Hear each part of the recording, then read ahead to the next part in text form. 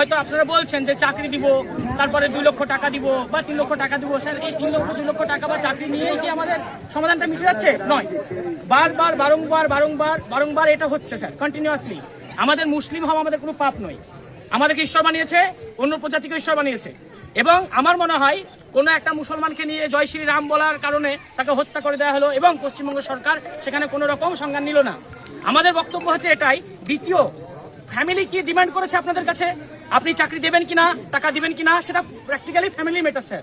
আমাদের ডিমান্ড একটাই, যে আমাদের পর্যায়ের শ্রমিক নেক্সট টাইম কোনো এলাকায় কাজে গেলে এই যদি দেখতে হয় আমাদেরকে স্যার, তাহলে আপনি এটা গ্যারান্টি দেবেন যে আমাদের বা কোনো ছেলেদেরকে, কোনো মেয়েদের, কোনো কাউকেই বাইরে হত্যা হতে হবে না, বাইরে মার খেতে হবে না।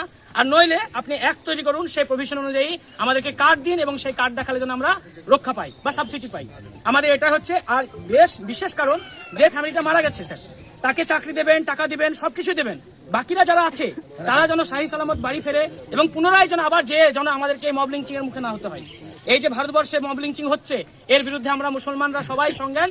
আমরা কিন্তু এই প্রথম এই বেলডাঙ্গাতে আন্দোলন হলো, এর থেকে স্যার এরপরে যদি আমাদের মধ্যে মব লিঞ্চিং হয়ে যদি কোনো ভাই মারা যায় মুসলিম হয়ে, ঠিক আছে, এর থেকে বিরাট নিথর আন্দোলন হবে স্যার। আমরা আর পিছু হটবো না, বা কোনো সরকারের কথা শুনবো না, কেন্দ্র সরকারের কথা শুনবো না।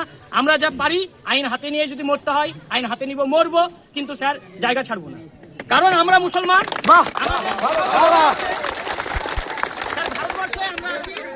ভারতবর্ষ আমাদের কাছে, ভাইরা শোনো, ভারতবর্ষ আমাদের কাছে বাই চান্স নয়, ভারতবর্ষ আমাদের কাছে বাই চয়েস। এই হচ্ছে আমাদের ভারতবর্ষ। আমি মুসলিম হই, শিখ হই, জৈন হই, যেই হোক তাই হোক, ঠিক আছে, প্রত্যেক জনের এই ভারতবর্ষে থাকার অধিকার আছে।